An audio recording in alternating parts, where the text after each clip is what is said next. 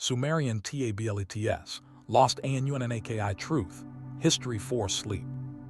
What if the clay tablets buried beneath Mesopotamian sands don't tell the story we think they do? What if everything we've been told about the Anunnaki, those mysterious beings carved into ancient stone and pressed into wet clay 5,000 years ago, is based on a mistranslation, a misunderstanding, or perhaps something deliberately hidden? What if the most sensational interpretation, the one that's captured millions of imaginations and spawned countless documentaries and books, is simply wrong? Close your eyes for a second. Take a deep breath in, hold it for 4 beats, then let it out slowly. As you do, let the tension slip from your shoulders, your jaw, even the tiny muscles around your eyes. Do it again. And once more. Feel your body start to settle. This is your time to rest, to let go of everything the day piled on. Now picture this. You're holding a chunk of baked clay about the size of a paperback. It's covered in tiny wedge marks pressed in by a reed stylus over 4,000 years ago. This isn't some thought exercise. This is what real cuneiform tablets feel like when you hold them in a museum, gloves and all. The clay feels cool, a bit gritty, almost like fine sandpaper. For its size, it's heavier than you'd expect, dense, packed with ancient earth that's been fired into something tough enough to outlast centuries buried in sand and soil. Think about the scribe who made this tablet. Let's just call him Enasir, a name you bump into all the time in ancient Mesopotamia. He's sitting in a small, lamplit room, pressing each symbol into the clay while it's still soft, while he can still smooth out a mistake if he needs to. He's copying from an even older tablet, maybe one that was already ancient in his day. Scribes before him tweaked the words, left little scribbles in the margins, patched up bits where the original was lost or broken. Enasir didn't know his work would stick around after empires crumbled, religions faded, and the world changed into something he couldn't dream up, a world with airplanes, instant messages, huge cities, and information floating in invisible waves instead of being pressed into clay. All he knew was that he had a job to do. Copy the text, keep the tradition alive, do the work well. He took pride in his neat script, his careful copying, his service to the temple.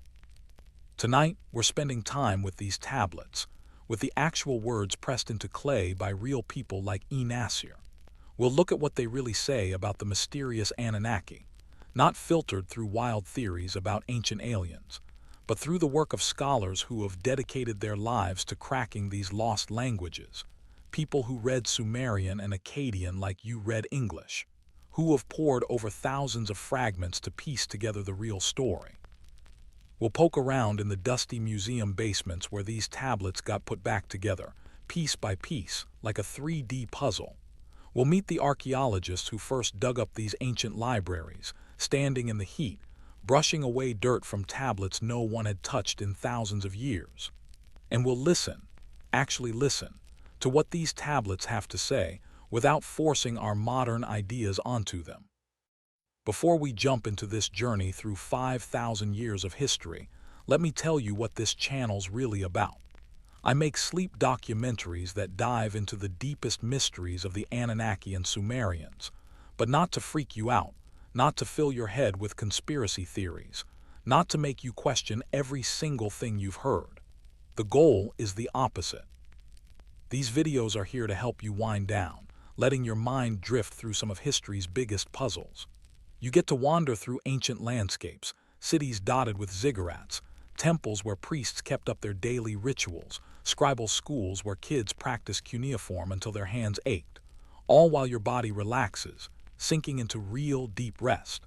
The mysteries are real, but the journey is gentle and unhurried, meant to help you let go of your stress, not add to it. If you enjoy this journey through time, if you find value in approaching ancient mysteries with scholarly rigor rather than sensationalistic speculation, consider liking this video and subscribing to the channel. But only if it genuinely resonates with you, only if you're truly drawn to this kind of careful, evidence-based exploration of the ancient world.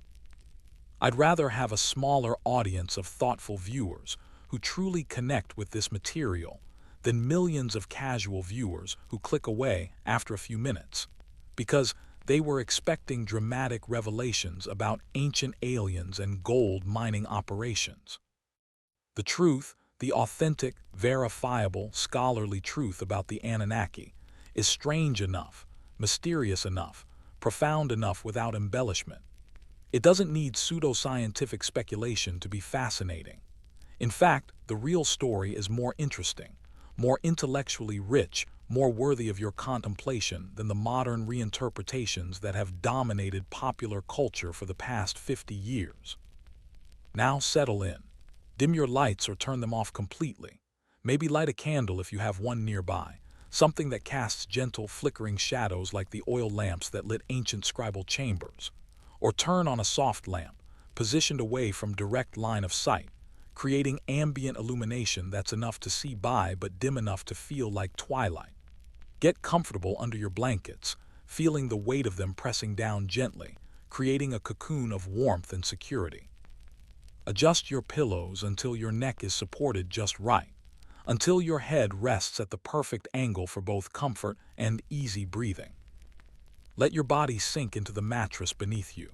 Really feel the weight of your body being supported, being held, being allowed to rest completely.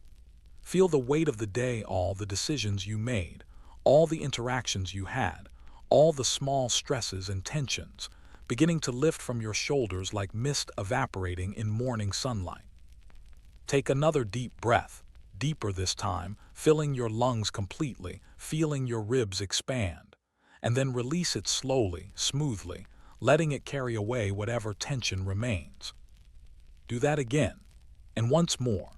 Each breath is carrying you further from the busy world of today and closer to the quiet world of the ancient past, where scribes worked in silence except for the soft sound of reed stylus pressing into clay, where priests chanted in temples at dawn and dusk, where the rhythms of life were measured by the flooding of rivers and the movements of celestial bodies rather than by clocks and schedules and digital notifications. And now, when you're ready, when your breathing has found its natural slow rhythm, when your body has begun to release its hold on waking alertness, let me take you on a journey. Let me transport you back to a specific moment in time, November 1849, to be precise, to a specific place that no longer exists in any recognizable form, but that once teemed with life and power and significance. Let me take you to the ruins of Nineveh, to the moment when modern humans first began to rediscover the voices of the Sumerians, the people who invented writing itself, who created the first cities, who developed mathematics and astronomy and law, and who left behind thousands upon thousands of clay tablets that would eventually reveal their beliefs about gods and humans and the forces that govern the cosmos. The discovery of the tablets. Picture this, it's 1849. You're standing in the dirty sunlight somewhere in the ruins of Nineveh, what we now call northern Iraq. There's dust everywhere, swirling around the crumbled stones of an old palace. You see Austin Henry Layard, a British archaeologist, and his assistant, Hormuzd Rassam, hunched over the ground as they dig up something big, something that'll end up changing how we see ancient history. Their workers start hauling out clay tablets. Not a handful, thousands of them, packed tight into the fallen rooms of King Ashurbanipal's library, each one stamped with these odd wedge marks. Cuneiform. No one alive can read it. The last time anyone wrote in this script, Babylon was still a superpower, and even then, Sumer was just a legend from a distant past. Layard doesn't realize it, but he's just uncovered a time capsule, one of humanity's oldest archives. Ashurbanipal's library holds more than 30,000 tablets and scraps. You've got astronomy and medicine, math, and even stories we'd now call myth. But hidden in those piles, mixed in with tax records and star charts, are stories about the Anunnaki, those who, according to some translations, came from the heavens to earth. They pack the tablets into wooden crates, ready to ship off to the British Museum. Some will get cataloged and translated pretty quickly. Others, they'll sit in storage for decades, maybe a century, before anyone touches them. A few will probably never get read at all. their secrets locked away in a dead language that only a handful of experts can even begin to crack. Now here, where things get really interesting. Most of these tablets weren't new when the scribes wrote them. They were copies meticulously made from older texts. Sometimes the scribes even said so, copied from an ancient tablet or according to the original before the flood. You'll even find little notes in the margins. This part was already damaged when I copied it. So even back then, the scribes were working with hand-me-down knowledge, parts already faded or lost. What does that say? The stuff in Ashurbanipal's library is just the tip of the iceberg. It points back to even older sources, some written in Sumerian instead of Akkadian, going back maybe to the 3rd millennium BCE or earlier. These cuneiform tablets aren't just old, they're preserving traditions that were already ancient when the scribes copied them. Let that sink in. It's like stumbling across a medieval monastery packed with carefully copied Roman books, and those, in turn, are just copies of ancient Greek texts that claim to preserve Egyptian wisdom. That's the kind of deep layering you get with Mesopotamian literature. Every page is a hand-me-down, carrying echoes from a world long vanished. Fast forward to the early 1900s. The tablets are now scattered across museums in London, Paris, Berlin, Philadelphia. Scholars finally start figuring out cuneiform. It's a slog. This isn't an alphabet where every sign matches a sound. Some marks mean a whole word, others a syllable, sometimes even an idea. And to make things messier, the same symbol could mean different things in Sumerian and Akkadian. Half the time, you're not even sure which language you're dealing with until you've wrestled with the text for hours. Enter Samuel Noah Kramer. He's born in Ukraine, raised in Philadelphia, and spends most of his life in museum basements, piecing together broken tablets like a gigantic, crumbling jigsaw puzzle. He publishes translations that finally make these ancient stories readable. Thanks to Kramer, we get a peek at a civilization with real depth, complex gods, advanced math, poetry, and stories that were old news centuries before the Bible showed up. In these translations, you find creation myths, flood tales, hymns to gods, and yes, references to the Anunnaki. But forget what you've heard in sci-fi. These Anunnaki aren't aliens in spaceships. Kramer's Anunnaki are judges of the dead, earth gods, children of En, the sky god. Divine, yes, but not visitors from outer space. And this gap between what scholars find and what people want to believe sets the stage for everything that comes next. Because in 1976, a Russian-born American businessman named Zecharia Sitchin publishes The 12th Planet. He says he's retranslated the tablets himself. His story. Let's just say it's a whole lot wilder than what you'll hear from the folks in the museum basements.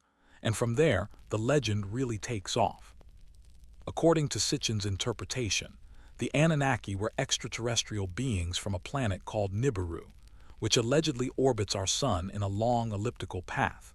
They came to Earth approximately 450,000 years ago to mine gold, and they genetically engineered Homo sapiens by combining their own DNA with that of Homo erectus. Humanity, in this narrative, was created as a slave species to work in the mines. Sitchin's books sell millions of copies. They spawn documentaries, television series, and an entire genre of ancient astronaut theory. The History Channel builds programming around these ideas. Podcasts explore them. YouTube channels dissect them. The Anunnaki become synonymous in popular culture with ancient aliens, with advanced beings who shaped human civilization and who may someday return. But there's a problem. A significant, fundamental problem that we need to address before we go any further into this mystery.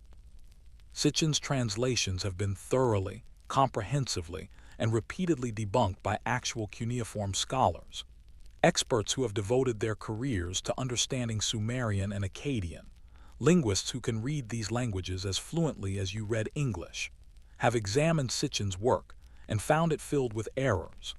Not minor mistakes or debatable interpretations, but fundamental misunderstandings of grammar, vocabulary, and context. The word Anunnaki itself, for instance, doesn't mean those who from heaven to earth came. Every reputable Sumerian dictionary defines it as princely offspring or offspring of An, referring to their status as children of the sky god, not as extraterrestrial visitors. This isn't a matter of scholarly opinion or academic gatekeeping. It's basic linguistics, verifiable through consistent usage across thousands of texts. So we find ourselves at a crossroads.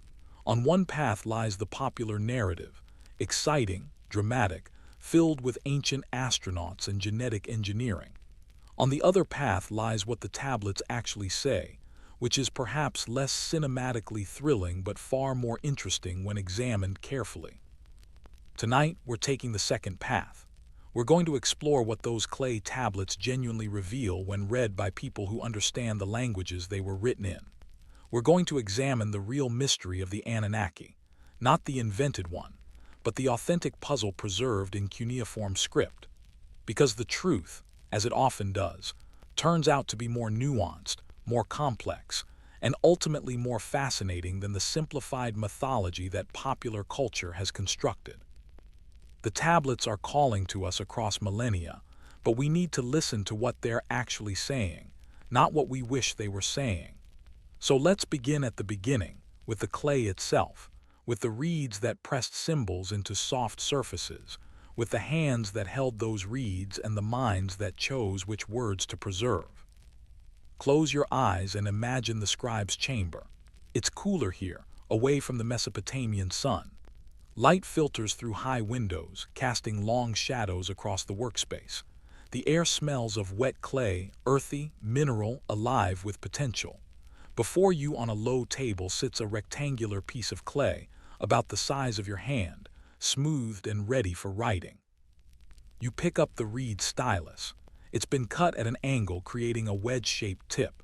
When you press it into the soft clay at different angles, it creates the marks that will survive longer than bronze, longer than stone, longer than any papyrus scroll. This is cuneiform, literally wedge-shaped, and it will preserve thoughts and observations and prayers for 5,000 years. What would you write if you knew your words would outlast empires? What would you preserve for the distant future? The Sumerian scribes chose carefully. They recorded economic transactions, certainly, who delivered grain to which temple, who was owed what. But they also preserved something more profound. They wrote down their understanding of creation, their conception of the divine, their theories about where humanity came from and why we exist. And somewhere in those texts, pressed into clay that would be baked hard by fire or by time, are references to the Anunnaki.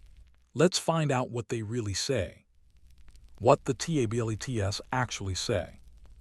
The electronic text corpus of Sumerian literature, run by scholars at Oxford, offers English translations of thousands of Sumerian works. These aren't wild guesses or fringe ideas. They're standard academic translations, done by people who have spent decades untangling these ancient languages. So, what do these texts really say about the Anunnaki?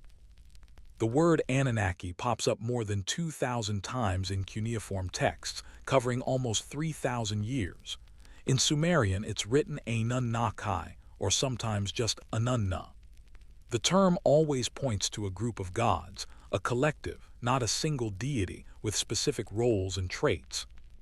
If you look at the oldest Sumerian writings, from around 2600 BCE, the Anunnaki show up in stories about judgment and fate. They're called the Seven Judges, or the great gods who determine destinies. You see this theme get even stronger in later stories, especially those about the underworld. Take Inanna's descent to the underworld, one of the clearest examples.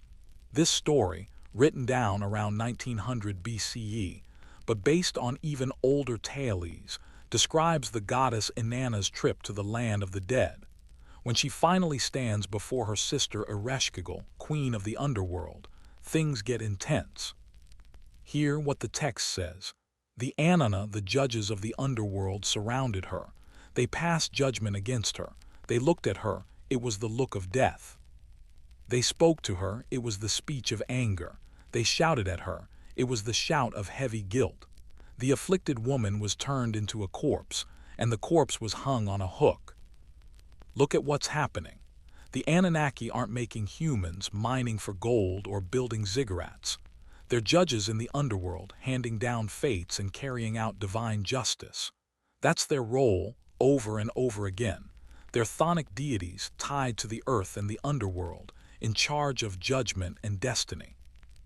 Another story, the Song of the Hoe, talks about human creation, but not at all like Sitchin describes.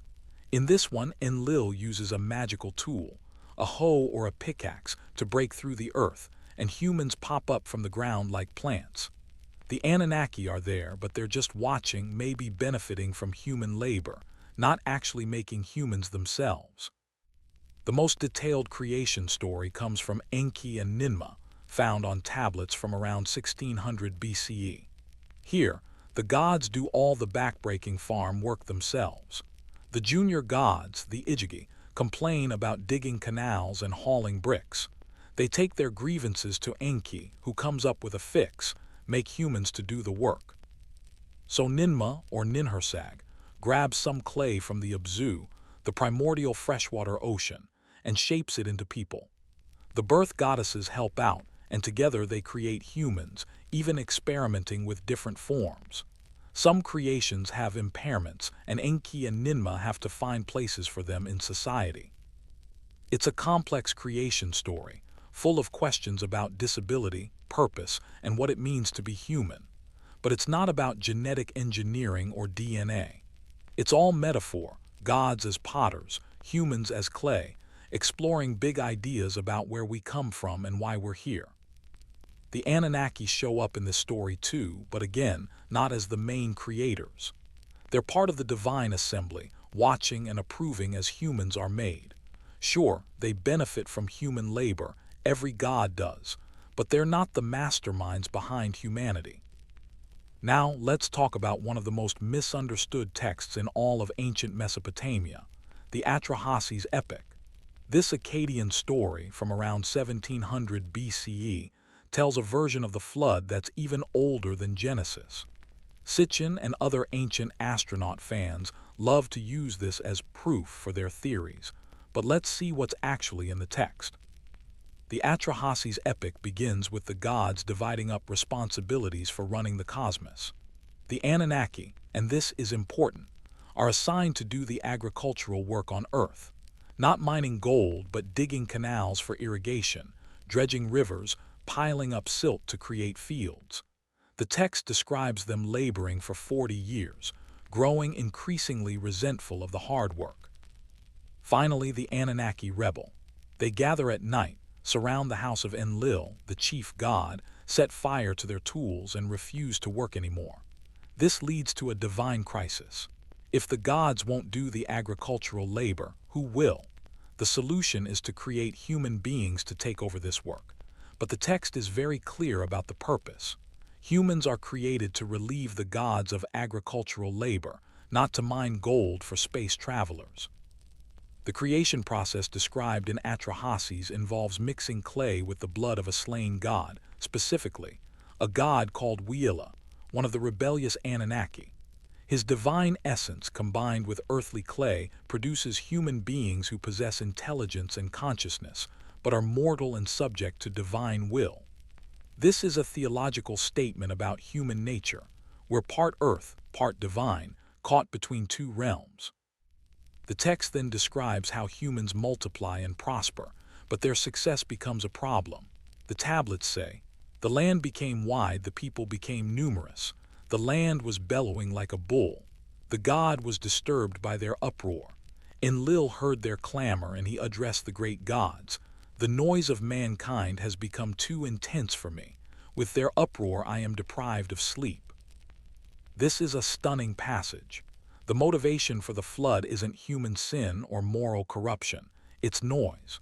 Humanity has become too successful, too numerous, too loud.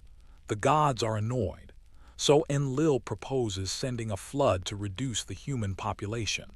The Anunnaki, as members of the divine assembly, participate in this decision. But one god objects.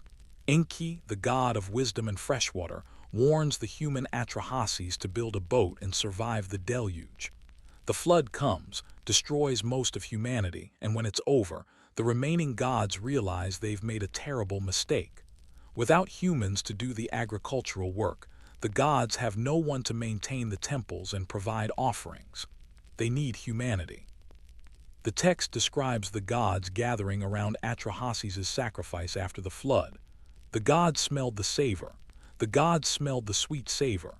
The gods gathered like flies over the offering. This is an amazingly anthropomorphic portrayal of divine beings, hungry, regretful, attracted to the smell of roasting meat like flies to food. The Atrahasis epic ends with a compromise. Humanity will be allowed to continue, but with certain limitations. Women's fertility will be reduced. Some women will be barren. Infant mortality will be instituted. These are presented as divine population control measures, ensuring that humanity doesn't become so numerous that it again disturbs the gods. This is what the tablets actually say. Not ancient astronauts and gold mining, but gods who are portrayed very much like Bronze Age kings, concerned with labor forces, irritated by noise, making policy decisions in assembly, sometimes regretting their choices. The Anunnaki are part of this divine bureaucracy, but they're not the aliens of popular imagination. Let's look at one more crucial text, the Sumerian king list. This document, compiled around 2100 BCE, attempts to list every ruler of Mesopotamia going back to the moment when kingship descended from heaven. It begins with 8 antediluvian kings, rulers before the flood, whose reigns total 241,200 years. After the flood, the reigns become more reasonable, gradually decreasing from centuries to decades as the list moves toward historically verifiable kings. Ancient astronaut theorists point to these impossibly long reigns as evidence of alien intervention. Perhaps the Anunnaki had extended lifespans, or perhaps these kings were Anunnaki-human hybrids, but the tablets themselves offer a different framework. The antediluvian period is clearly mythological time, not historical chronology. The reigns are given in multiples of 3,600, a number the Sumerians called Asar, suggesting these figures have numerological or cosmological significance rather than being literal historical data. The king list names the Anunnaki exactly once, in a fragmentary passage that associates them with the city of Eridu. But even here, they're not described as creating civilization or ruling humanity. They're mentioned in passing, as part of the divine assembly that was involved when kingship descended from heaven. They're witnesses to this cosmic event, not its primary agents. What emerges from careful reading of the actual tablets is a picture of the Anunnaki very different from popular portrayal. They're a group of deities, probably originally 7, then expanded in later traditions, associated with the earth and underworld. They serve as judges, particularly of the dead. They're involved in the divine assembly's decisions about humanity. They benefited from human labor. But they're not extraterrestrials, not genetic engineers, not gold miners from planet Nibiru. The tablets are speaking, but we have to listen to what they actually say, not impose our expectations upon them. And what they say is fascinating enough without embellishment. They reveal a complex theological system, sophisticated cosmological thinking, and profound questions about human purpose and divine nature. But before we move forward, let's spend more time with these tablets themselves. Let's feel their weight, understand their physical reality, appreciate the labor that went into creating them, and the dedication required to preserve them across millennia. Imagine you're in the British Museum, in the special collections room where the most fragile cuneiform tablets are stored. The air is climate-controlled, kept at precisely 18 degrees Celsius with 50% humidity, the optimal conditions for preserving ancient clay. The lighting is dim, soft LED bulbs that won't degrade the tablet's surfaces. There's a quietness here that feels almost sacred, like entering a library where the books are older than any religion you've ever practiced. A curator wearing white cotton gloves carefully removes a tablet from its protective housing, acid-free tissue paper wrapped around foam supports custom-fitted to the tablet's unique shape. This particular tablet is from Ashurbanipal's library. Catalog number K3657. It's roughly 6 inches tall, 4 inches wide, no thicker than your thumb. The clay is a warm terracotta color, the surface slightly rough to the touch, covered in hundreds of tiny wedge-shaped impressions made by a reed stylus over 2,600 years ago. The curator places the tablet on a foam support and invites you to look closely. But don't touch. Never touch without proper training and gloves, because the oils from human skin can degrade ancient clay over time. You lean in, and suddenly the wedge shapes resolve into patterns. You can see where the scribe started fresh each morning, the impressions clean and sharp. You can see where he grew tired late in the day, the marks becoming slightly shallower, less precise. You can even see fingerprints, the ancient scribe's thumbs, pressed into the clay on the tablet's reverse side where he held it while working on the front. This tablet contains part of the Atrahasis epic. The section you're reading describes the flood, that catastrophic deluge that destroyed most of humanity. The cuneiform wedges march across the surface in neat horizontal lines, each line separated from the next by a careful spacing that makes the text remarkably readable even after millennia. The scribe who created this was a professional, someone who had spent years mastering the art of cuneiform writing, who took pride in producing clear, accurate copies of ancient literature. On this particular tablet, you can read about the Anunnaki's reaction to the flood. The text describes them fleeing the rising waters, ascending to heaven, cowering there in fear as they watch the destruction they helped decree.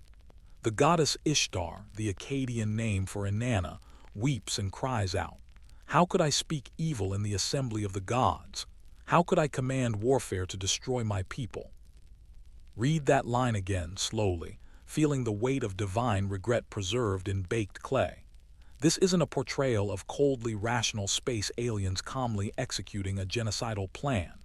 This is gods portrayed with profound humanity, making decisions, regretting them, experiencing fear and sorrow, being shocked by the consequences of their own actions. The theological sophistication here is remarkable. The Mesopotamians weren't depicting perfect, omniscient deities.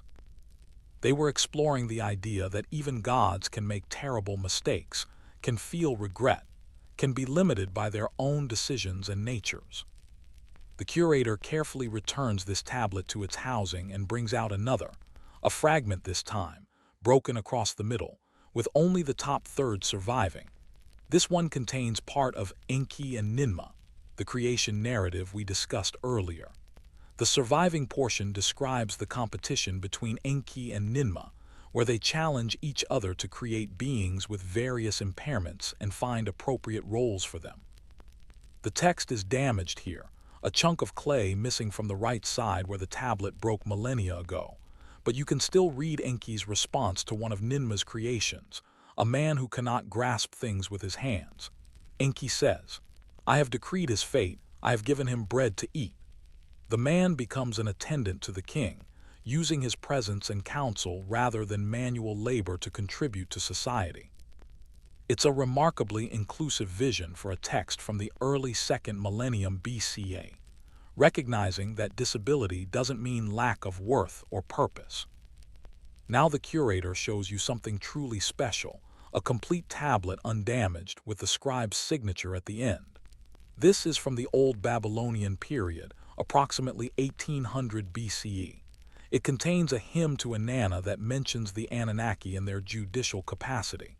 The scribe has signed his work, Tablet of Ludingira, junior scribe, son of Shamashidan. You're reading the work of a named individual, someone who signed his name to his creation 3,800 years ago, never imagining that people in an incomprehensible future would still be reading his words. The hymn describes Inanna as the one who stands in the assembly of the Anunnaki, suggesting that she, as a great goddess, had authority even over these chthonic deities. The text portrays the Anunnaki not as the supreme powers in the cosmos, but as one element within a complex divine hierarchy. Powerful, certainly, but subject to the authority of the great gods like Enlil, Enki, and Inanna. American scholars at the University of Pennsylvania have cataloged thousands of similar tablets in their collections, many excavated from Nippur during expeditions in the 1890s and early 1900s. These tablets provide an incredibly detailed picture of daily life in ancient Mesopotamia, including how people actually thought about and interacted with the gods. One fascinating category consists of personal letters that invoke the Anunnaki. For example, a tablet from around 1900 BCE contains a letter from a merchant to his business partner. The letter discusses a disputed shipment of grain, and at one point the writer says, "By Shamus and the Anunnaki I swear that I delivered the full amount as agreed." He's using the Anunnaki as witnesses to an oath, essentially saying, "May the judges of the dead hold me accountable if I'm lying." This casual invocation in a business letter tells us something crucial. The Anunnaki weren't remote, theoretical beings. They were understood as actively present in daily life, particularly in matters of justice and accountability. When you swore an oath by the Anunnaki, you were invoking beings who would judge your soul after death, who would know if you'd lied, who would hold you accountable in the underworld. This was serious business, not metaphorical language. Another category of texts that mentions the Anunnaki consists of incantations, magical spells designed to cure illness, protect against evil spirits, or secure divine favor. These texts, written by priests and handed down through generations, often address the Anunnaki directly, asking them to alter their decrees, to change fates they had previously determined. One incantation, preserved on multiple tablets from different time periods, begins, "O Anunnaki, great gods, I stand before you in supplication." The text goes on to describe an illness and asks the Anunnaki to reverse the fate of sickness and grant health instead. The ritual instructions specify offerings to be made, prayers to be recited, and purification procedures to be followed. This is practical religion, addressing the Anunnaki as powers who control human destiny and who might, through proper ritual and sincere supplication, be persuaded to alter their judgments. These incantation texts reveal something fascinating. The Mesopotamians understood fate as mutable, not fixed. The Anunnaki decreed destinies, yes, but those decrees could potentially be changed through ritual action, divine intervention, or even human persuasion. This is a more nuanced view of destiny than we often find in ancient religious systems. Fate was powerful, but not absolutely deterministic. The gods who set destinies could also revise them. Let's spend a moment with one final category of tablet, the omen texts. These are some of the strangest and most fascinating documents from ancient Mesopotamia. They're essentially lists of observations and their meanings. If the moon is surrounded by a halo on the first day of the month, the king will. Or if a black dog enters the temple, it means. These texts represent centuries of accumulated observations. The Mesopotamians attempt to find patterns in nature that would reveal divine intentions. Some omen texts specifically mention the Anunnaki in connection with natural phenomena. One tablet from the library of Ashurbanipal contains an omen series that says, "If thunder is heard from the direction of the Anunnaki, there will be war in the land." The direction of the Anunnaki apparently refers to the north, associated with the underworld in Mesopotamian cosmology. Thunder from that direction was interpreted as the Anunnaki making their will known, presaging conflict and death. This tells us that the Mesopotamians associated the Anunnaki with real, observable phenomena, not spacecraft or technology, but natural events like storms and earthquakes that seem to speak of powers beneath the earth, chthonic forces that could erupt into the world of the living with devastating effect. The Anunnaki were earth gods, and the earth, through its tremors, its storms, its unpredictable violence, was understood as their voice. These various categories of tablets, myths, hymns, letters, incantations omens, all paint a consistent picture of the Anunnaki. They're chthonic deities associated with judgment, death, and the determination of destiny. They're powerful but not supreme, subordinate to the great gods. They're intimately involved in human affairs, particularly in matters of justice and fate. But they're not extraterrestrials, not genetic engineers, not gold miners from another world. The tablets are speaking with one voice, across different genres, across different time periods, across different cities and cultural contexts. And that voice says, the Anunnaki are gods of earth and underworld, judges of the dead, determiners of destiny, members of the divine assembly that governs cosmos. This is what the clay tablets actually preserve when we read them carefully, translate them accurately, and listen to what they're genuinely saying rather than imposing modern fantasies upon ancient religious thought.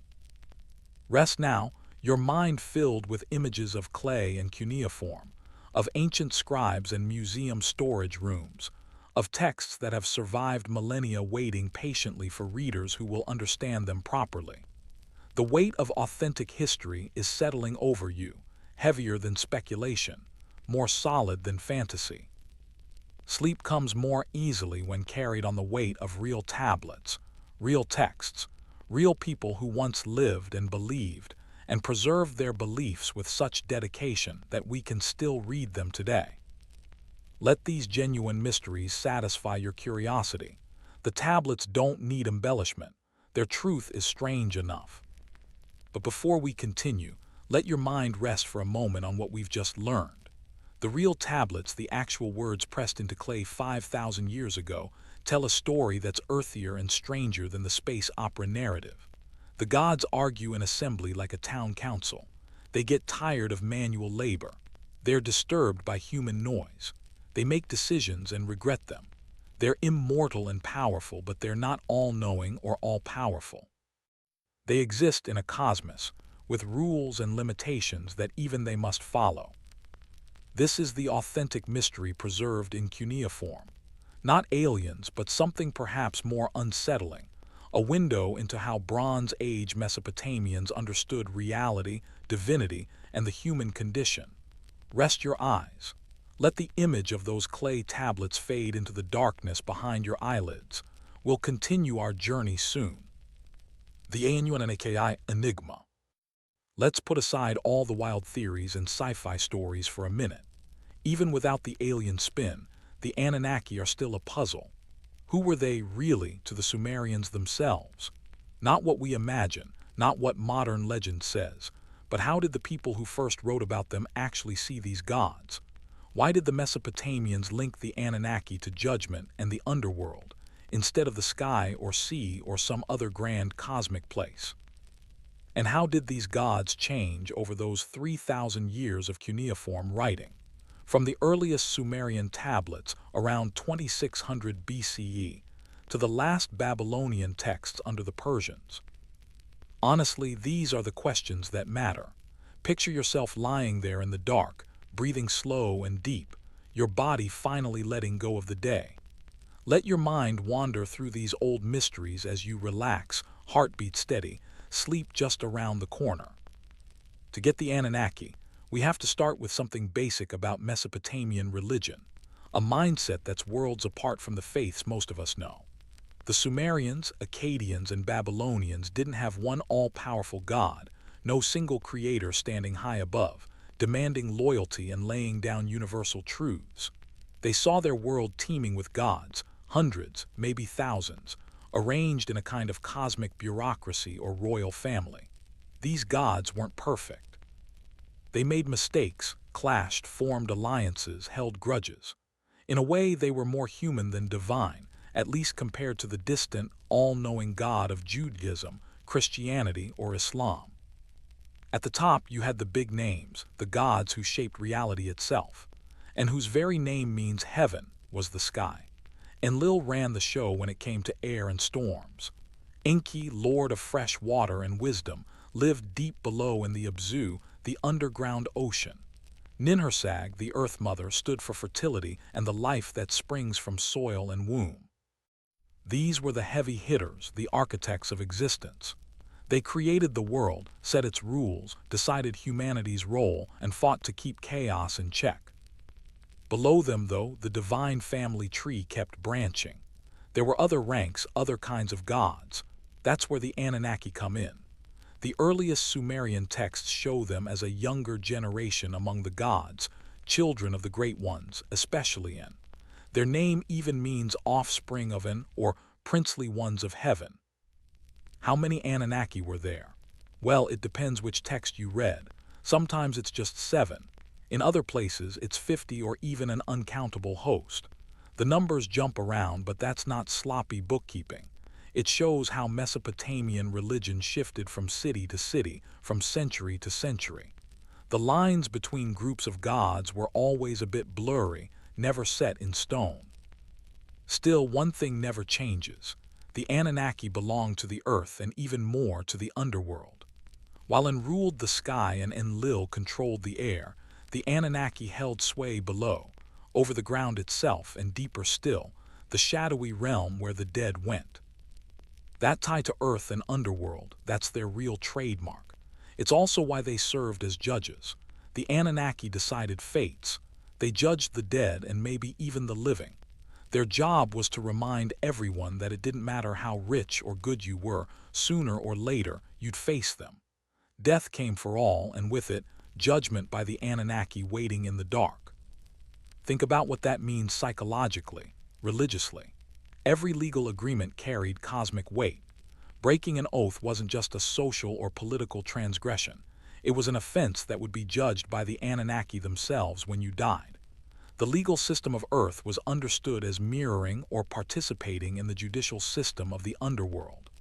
Justice in life and judgment in death were continuous, connected, part of the same divine order. In medical texts, and Mesopotamia produced sophisticated medical literature including diagnostic handbooks, treatment guides, and pharmacological compendia.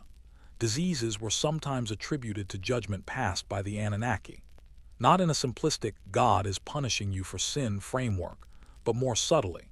The Anunnaki had decreed that this person would suffer this ailment at this time. Disease was fate made manifest, and fate was determined by these underworld judges. Incantations designed to heal illness or ward off demons often address the Anunnaki directly, asking them to reverse unfavorable judgments or to protect the supplicant from harsh decrees.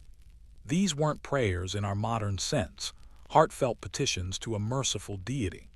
They were more formal, almost legalistic appeals to divine judges, asking for reconsideration of a case, presenting arguments for why mercy or healing should be granted. One such incantation, preserved on multiple tablets from different periods, goes, "O Anunnaki, great gods, I call upon you. From the evil curse, from the evil spell, from the wrath of my god, from the anger of my goddess, from the violence of the demon, turn your favorable gaze toward me. May I not stand before you at the evil place." The evil place likely refers to the court of judgment in the underworld, where the Anunnaki would eventually pass their final verdict on this person's soul.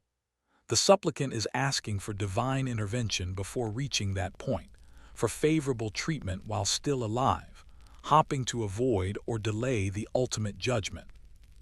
But here's where the Anunnaki become even more fascinating, even more complex.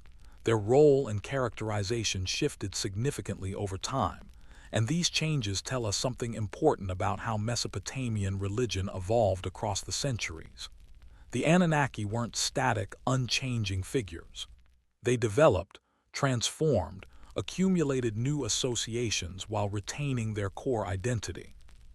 In the earliest Sumerian texts, those from the early dynastic period around 2600 to 350 BCE, contemporary with the Old Kingdom in Egypt, the Anunnaki are mentioned but not extensively characterized or described. They're present at important cosmic events. They witness the creation of humanity. They're part of the divine assembly that makes consequential decisions. But they're not the protagonists of myths. They're not the primary actors. They're the supporting cast, the divine chorus, the collective that represents cosmic order and judicial authority. The great gods Enlil, Enki, Inanna, Ninhursag dominate these early narratives. They're the ones with detailed personalities, elaborate mythologies, complex relationships. They're the gods that individual cities claimed as patrons, that temples were built to honor, that hymns praised and invoked.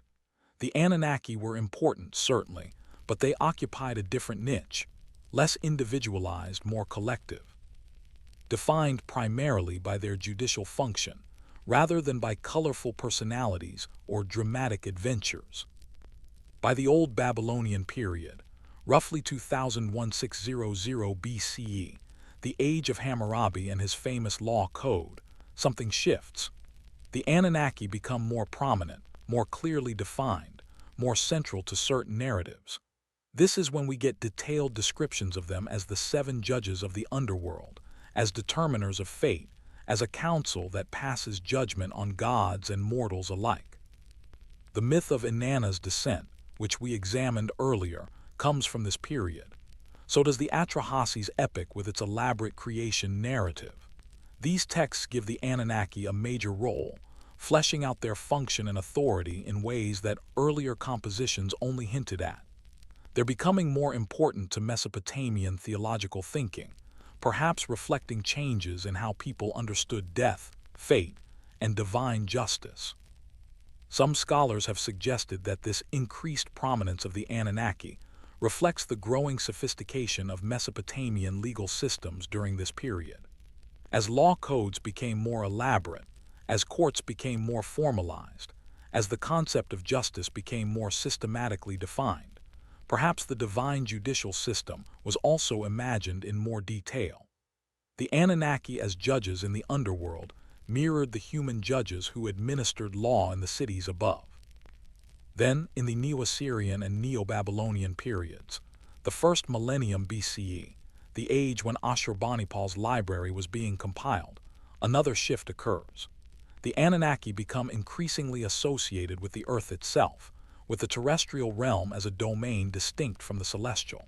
Some texts begin distinguishing explicitly between the Anunnaki of earth and the Igigi of heaven, creating a dualistic system where two parallel groups of gods govern different cosmic regions. This distinction appears clearly in a late text called the Epic of Era, from around 700 BCE. The poem describes a violent god named Era, associated with plague and warfare, who wants to destroy humanity. In the course of the narrative, Era addresses both the Anunnaki and the Igigi as separate groups with different jurisdictions. Let the Igigi hear and praise your name. Let the Anunnaki hear and fear your strength. The Igigi are now firmly celestial, gods of the sky, associated with stars and atmospheric phenomena. The Anunnaki are terrestrial and chthonic, gods of earth and underworld, rooted in the realm below. This bifurcation suggests an evolving cosmology, a refinement of how the divine realm was conceptualized and organized. What's particularly interesting is that through all these changes, across 1,500 years of textual evolution, through multiple empires and civilizations, across the shift from Sumerian to Akkadian as the primary language of literature and scholarship, the core identity of the Anunnaki remains consistent. They're always judges. They're always associated with fate and death. They're always collective rather than strongly individualized. They're always chthonic, connected to earth and underworld. This consistency across massive time spans and cultural changes suggests that the Anunnaki represented something fundamental and stable in Mesopotamian religious consciousness. They weren't just narrative characters who could be rewritten at will. They embodied concepts that remained central to how Mesopotamians understood reality. That death is universal, that fate is determined by powers beyond human control, that judgment awaits everyone, that the cosmos operates according to divine decree that must be respected even when it seems harsh. Let yourself sink deeper into rest now, feeling the weight of these ancient ideas, these Bronze Age attempts to make sense of mortality and justice, and the human condition. The Anunnaki weren't the aliens of modern imagination. They were something stranger and more profound, the gods of inevitable death, the judges who couldn't be appealed to with simple righteousness, the powers that determined everyone's ultimate fate regardless of how they lived. Your breathing is slower now. Your body is heavy. The boundaries between waking and sleeping are becoming blurrier, softer, easier to cross. And as you drift, consider this. Every human culture has had to grapple with death's inevitability. Every civilization has created explanatory systems to make sense of mortality, to give it meaning, to make it bearable. The Anunnaki were Mesopotamia's answer, gods who made death part of the cosmic order, who transformed it from random extinction into determined fate, who promised that even in death, there would be justice, judgment, order. That was cold comfort, perhaps. The Mesopotamian underworld was a grim place, but it was better than nothingness, better than chaos, better than a universe where death was simply the end with no meaning or continuation. The Anunnaki guaranteed that death had purpose, structure, divine oversight. They promised that the cosmos extended even into that dark realm below, that order persisted beyond mortality. This is the authentic enigma of the Anunnaki, not where they came from in outer space, but how Bronze Age Mesopotamians conceptualized the divine governance of death and fate, how they imagined justice extending beyond life, how they created a theological system complex enough to acknowledge death's terror, while providing a framework for accepting its inevitability. Rest now. Let these ancient thoughts drift through your mind like clouds across a Mesopotamian sky, like dust settling in a ruined temple, like the slow accumulation of time that buried these cities and preserved their tablets for us to find millennia later. The Anunnaki are watching from the underworld of history, not as aliens, but as artifacts of ancient religious imagination, as windows into how our distant ancestors understood the mysteries we still grapple with today. Sleep is close now. You can feel it pulling at you. Don't resist. Let yourself slide gently into that darkness, that temporary underworld where consciousness dissolves and dreams take over, where your own inner Anunnaki judge the day's experiences and determine what gets remembered and what gets forgotten. The tablets have more to tell us, but they'll wait. They've waited 5,000 years already. They can wait a few more hours while you rest. To understand the Anunnaki, we need to understand something about Mesopotamian theology that's quite different from later monotheistic traditions. The ancient Sumerians and Akkadians didn't conceive of a single, all-powerful creator god. Instead, they envisioned a cosmos populated by hundreds of divine beings, organized into a complex hierarchy with different ranks, functions, and domains of authority. At the top of this hierarchy were the great gods, and heaven, Enlil, air, storm, Enki, water, wisdom, and sometimes Ninhursag, earth, fertility. These were the gods who created and ordered the cosmos, who made the fundamental decisions about how reality would function. They were powerful but not omnipotent. They could be challenged, opposed, even tricked by clever gods or determined humans. Below these supreme deities came the Anunnaki. The exact number varies between texts, sometimes 7, sometimes 50, sometimes a larger but unspecified group. They're consistently portrayed as children of En, members of a younger generation of gods who didn't create the cosmos but inherited authority over certain aspects of it. Their primary domain was the earth and the underworld. While En ruled the heavens and Enlil commanded the atmosphere, the Anunnaki were chthonic deities, gods of the ground beneath our feet and the realm beneath the ground. This association with the earth and underworld explains their role as judges of the dead. In Mesopotamian thought, all deceased humans, regardless of how they lived, descended to the underworld, a dark, dusty realm where the dead existed in a shadowy half-life. The Anunnaki served as the judicial authority in this realm, determining the status and fate of each soul. This judicial function appears repeatedly across different texts and time periods. In legal documents from ancient Mesopotamia, oaths were sometimes sworn by the 7 Anunnaki judges, invoking them as witnesses and enforcers of agreements. In medical texts, Diseases were sometimes attributed to the judgment of the Anunnaki, as if illness was a verdict passed upon the sufferer. In incantations designed to ward off evil spirits or cure ailments, the Anunnaki were invoked as authorities who could reverse harmful judgments or protect the supplicant from unjust fate. But here's where it gets interesting. The role and characterization of the Anunnaki shifted significantly over time, and these changes tell us something important about how Mesopotamian religion evolved across the centuries. In the earliest Sumerian texts, those from the 3rd millennium BCE, the Anunnaki are mentioned but not extensively characterized. They're part of the divine assembly, they witness important events, but they're not central characters in most myths. The great gods like Enlil, Enki, and Inanna dominate these early narratives. By the Old Babylonian period, around 2100 BCE, the Anunnaki become more prominent and more clearly defined. This is when we get detailed descriptions of them as judges of the underworld, as determiners of fate, as a council of 7 who pass judgment on gods and mortals alike. The Atrahasis epic, which dates to this period, gives them a major role in the flood narrative. They're the laboring gods who rebel against hard work, prompting the creation of humanity. In the Neo-Assyrian and Neo-Babylonian periods, the 1st millennium BCE, when the tablets in Ashurbanipal's library were being compiled, something interesting happens.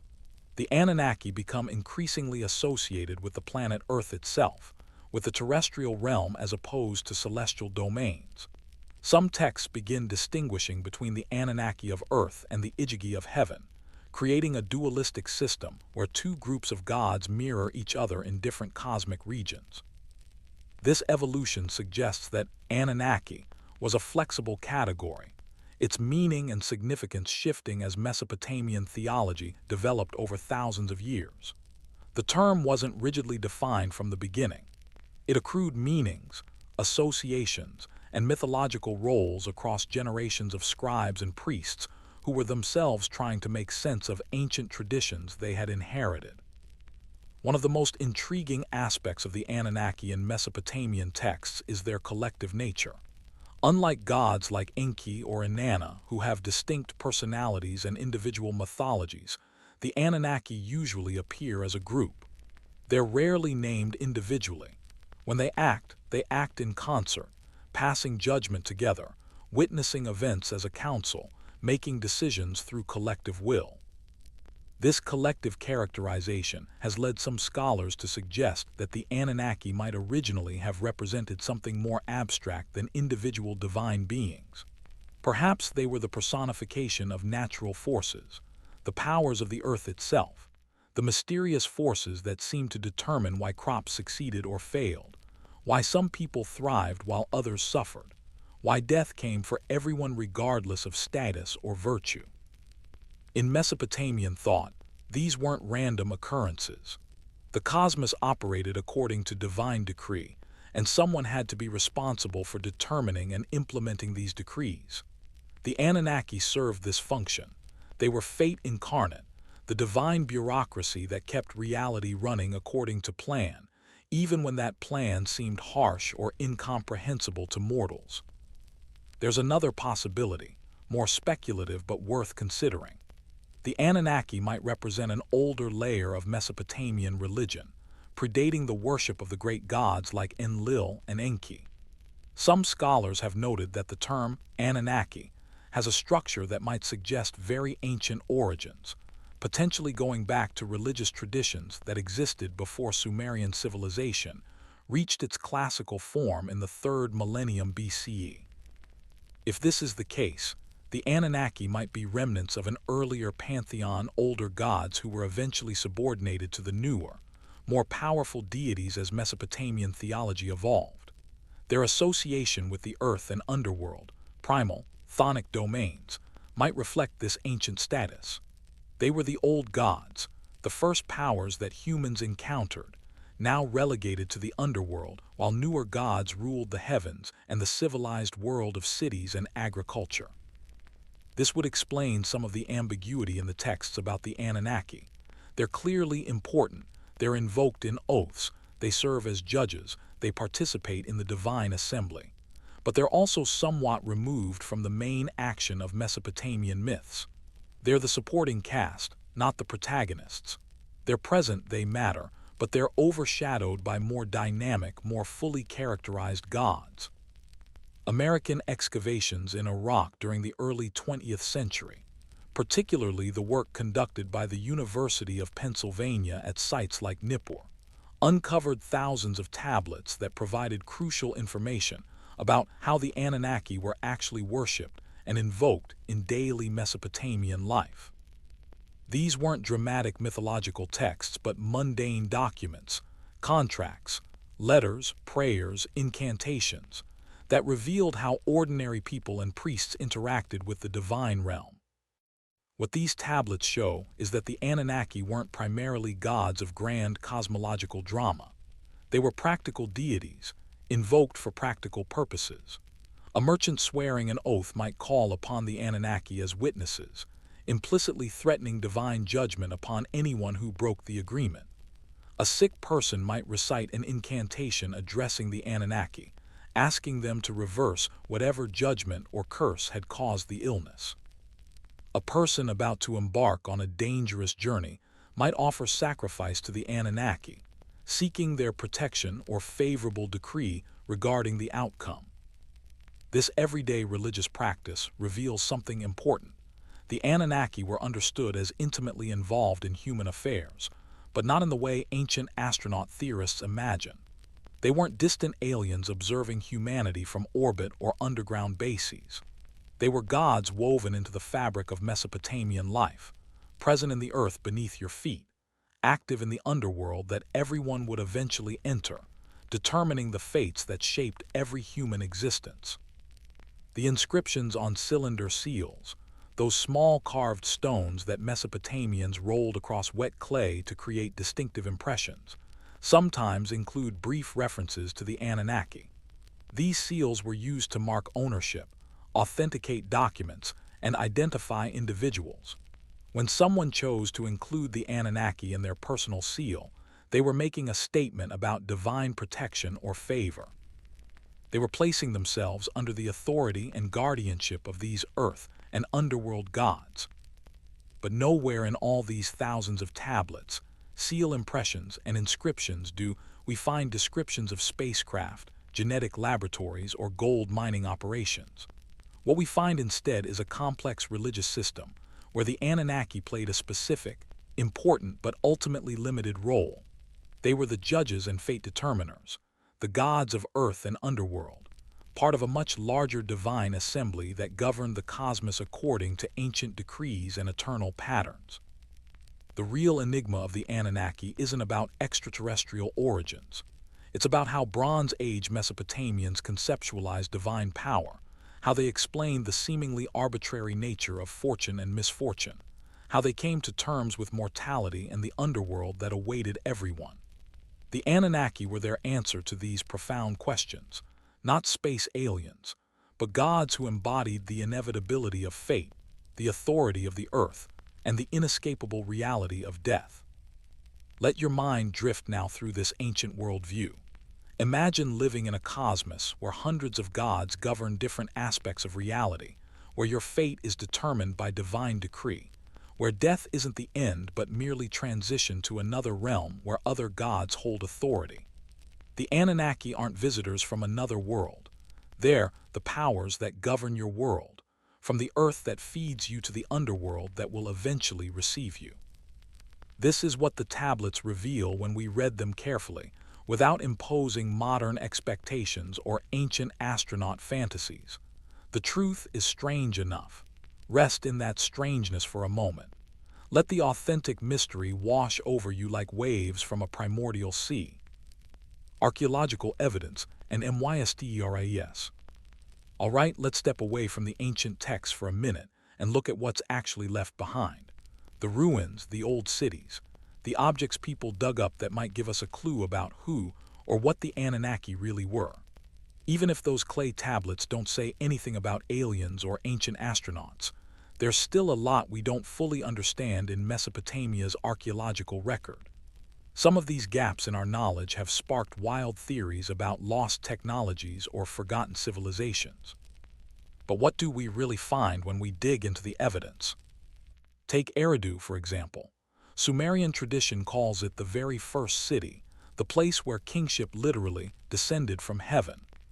Back in the 1940s and 50s, teams of American and Iraqi archaeologists dug up Eridu and found layer after layer of temples, each one built right on top of the last, going all the way back to around 5400 BCE. That makes it one of the oldest temple sites anyone's ever found. The first temple was basically a tiny hut, but people kept coming back, generation after generation, rebuilding in the same spot and making the temple a little bigger each time. By 3000 BCE, it was a real complex, rooms, courtyards, the whole deal. Over 2,000 years, this spot never lost its importance. That says something about how deeply Eridu mattered to people, right from the start of settled life in southern Mesopotamia. According to the old stories, Eridu wasn't just any city. It was the home of Enki, the god of fresh water, wisdom, and the mysterious Abzu, this cosmic freshwater ocean that the Sumerians thought flowed beneath the earth. They called the main temple Abzu, the house of the cosmic deep. Myth says Enki actually lived there, right over the waters of the Abzu, which gave him access to all the knowledge in the world. Now, if you look at the real, physical Eridu, it's not quite as magical as the myths, but it's still pretty intriguing. These days, the place is just dry desert, nowhere near a big source of water. But thousands of years ago, Eridu sat at the edge of the Persian Gulf, where the fresh water of the Euphrates met the salty sea. The Sumerians noticed fresh water bubbling up from the ground, springs and seeps that made life possible. They saw this, and from it, they built a whole worldview. All fresh water comes from a hidden ocean beneath our feet, and Eridu is where that ocean breaks through.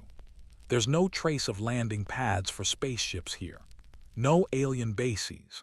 Just people paying close attention to their surroundings and turning what they saw into stories and beliefs that made sense to them. But here's the part that still makes archaeologists scratch their heads. The Sumerians seem to show up in southern Mesopotamia almost out of nowhere, around 3500 to 3000 BCE, with a culture that's already fully formed. Suddenly, we see irrigation, big buildings, writing, complex government, even advanced math, all popping up in a pretty short time, at least as far as the archaeological record shows. Where did these people come from? How did they pull this off so fast? That's been a big question for decades. Some people think the Sumerians migrated from somewhere else and brought their culture with them. Others figure the early stages are just hidden, maybe buried under later cities or lost to rising water. Of course, fans of the ancient astronaut idea love this mystery. For them, it's simple. The Anunnaki showed up, gave humans a boost, and taught them how to build civilization. But most archaeologists have a more down-to-earth take. The best supported idea is something called cultural diffusion.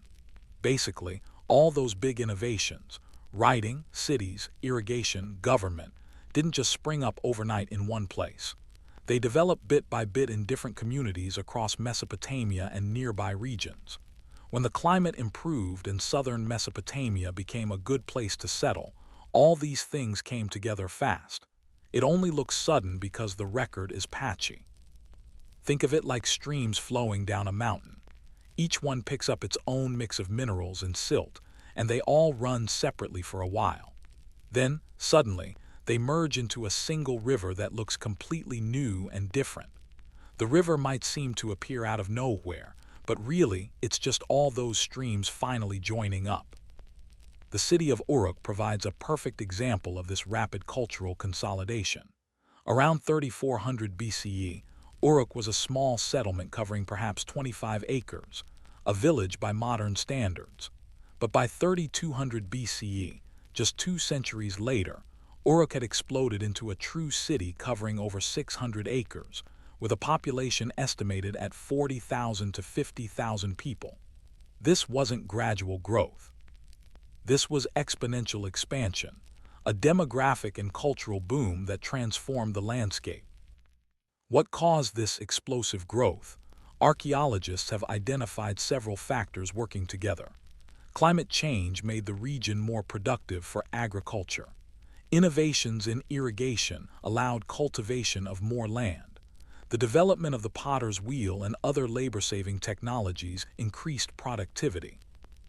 And crucially, the invention of writing allowed for more efficient administration of resources, making it possible to organize large-scale construction projects and coordinate the labor of thousands of people. The massive temple complex at Uruk, dedicated to the goddess Inanna, demonstrates this organizational capacity. The temples weren't just religious centers, they were economic powerhouses, managing vast agricultural estates, employing hundreds of craftspeople, coordinating long-distance trade networks. The famous Uruk vase, a 3-foot-tall alabaster vessel carved with relief scenes, shows this temple economy in action. Farmers bringing offerings of grain and livestock to the temple, the goddess receiving these gifts, priests redistributing resources. This is what the archaeological evidence actually shows. Not alien intervention, but human ingenuity and organizational skill creating complex urban civilization through gradual accumulation of innovations that suddenly reached critical mass and transformed society. The mystery of Sumerian origins dissolves when examined with patience and careful attention to the evidence.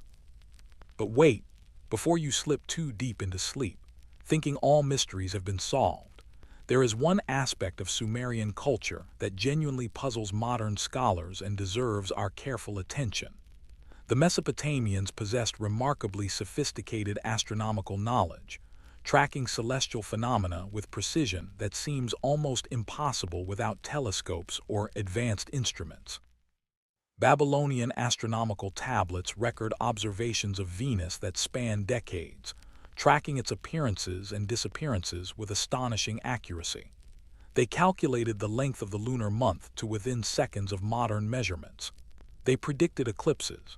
They understood the cyclical nature of planetary movements and could forecast where planets would appear in the sky months or even years in advance. How did they achieve this precision? The answer isn't ancient astronaut technology. It's even more impressive than that. It's patience, dedication, and the accumulation of observations across hundreds of years. Mesopotamian astronomers, working generation after generation, recorded everything they saw in the night sky. They passed these records down, each generation building on the work of their predecessors, slowly accumulating data that revealed the patterns governing celestial movements. Imagine being an astronomer priest in ancient Babylon. Every clear night you climb to the top of the ziggurat, the stepped pyramid temple that rises above the city, and you watch the sky. You note which stars are visible, where planets appear, when the moon rises and sets. You record all of this on clay tablets in precise cuneiform script. These tablets are carefully archived in the temple library, where they'll be preserved for future generations. When you want to predict where Venus will appear next year, you don't need alien technology. You need the records that your predecessors made, observations from 10 years ago, 20 years ago, 50 years ago, stretching back centuries. You compare the current configuration of the heavens with similar configurations in the past. You notice patterns, cycles, rhythms that repeat. And gradually, through careful observation and mathematical analysis, you develop the ability to predict celestial events with remarkable accuracy. This is what the tablets reveal. Not evidence of extraterrestrial knowledge transfer, but evidence of human patience and intellectual dedication spanning generations. The mystery isn't how the Babylonians knew so much about astronomy. The mystery is how they maintained such dedicated, systematic observation across so many centuries, preserving and building upon knowledge through political upheavals, invasions, and societal changes. The cylinder seals of ancient Mesopotamia have also fueled speculation about advanced technology and ancient astronauts. These small carved stones, when rolled across wet clay, created distinctive impressions used to mark ownership and authenticate documents. Some seals show imagery that ancient astronaut theorists interpret as depicting spacecraft, astronauts in space suits, or other advanced technology. The most famous example is the so-called libation scene seal, which shows a seated figure, usually interpreted as a king or god, with other figures bringing offerings. Above the scene are celestial symbols, a star, a crescent moon, and what some claim is a representation of our solar system with an extra planet. This, they say, proves the Sumerians knew about planets beyond Saturn, knowledge they could only have gained from extraterrestrial visitors. But when you examine the seal carefully, with understanding of Mesopotamian iconographic conventions, a different picture emerges. The celestial symbols are standard representations of gods. The star represents Ishtar/Inanna, the crescent represents Sin, the moon god, and the other symbols represent various deities. This isn't a map of the solar system. It's a representation of divine presence and authority, using conventional symbols that any Mesopotamian viewer would have immediately understood. The figures that some interpret as astronauts in spacesuits are wearing ceremonial dress and divine regalia, horned crowns that marked gods and kings, elaborate robes that signified authority. Yes, some of these costumes look bulky and unusual to modern eyes, but they're artistic conventions, not spacesuits. We're seeing what we expect to see, projecting our modern technological imagination onto ancient religious art. American museums hold thousands of these cylinder seals, and scholars have cataloged and studied them exhaustively. None, not a single one, depicts anything that requires technological interpretation when examined in proper cultural context. What they show instead is a sophisticated visual language, a system of symbols and conventions that communicated complex religious and political ideas, that marked ownership and identity, that participated in the administrative machinery of ancient civilization. The genuine mystery of Mesopotamian culture isn't about ancient aliens. It's about how humans, Bronze Age people without our technology, without our scientific method, without our accumulated knowledge, nevertheless achieved such remarkable understanding of mathematics, astronomy, law, literature, and urban organization. They did it through observation, experimentation, record-keeping, and the patient accumulation of knowledge across generations. The tablets don't lie. The archaeological evidence doesn't deceive. When we read them carefully, without imposing modern expectations or ancient astronaut fantasies, they reveal something more profound than space aliens. They reveal us, humanity in our earliest flowering, already demonstrating the curiosity, ingenuity, and perseverance that would eventually take us to the actual stars.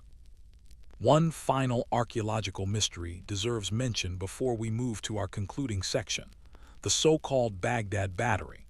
This artifact, discovered in 1936 by German archaeologist Wilhelm Koenig during excavations near Baghdad, consists of a clay jar containing a copper cylinder and an iron rod. When filled with acidic liquid, like vinegar or wine, this assembly can produce about 1 volt of electricity. Ancient astronaut theorists seized upon this discovery as evidence of advanced ancient technology, proof that the Mesopotamians possessed electrical knowledge far beyond what conventional history attributes to them. Television documentaries showed the Baghdad Battery powering light bulbs, suggesting the ancients had electric lighting. Books speculated about electroplating operations or communications devices. But here's what archaeological analysis actually revealed. The battery is almost certainly a scroll container, used to store and protect papyrus or parchment documents. The copper cylinder held the rolled document. The iron rod was a stopper. The bitumen seal prevented moisture from damaging the contents. Similar containers have been found throughout the ancient Near East, and they're clearly designed for document storage, not electricity generation.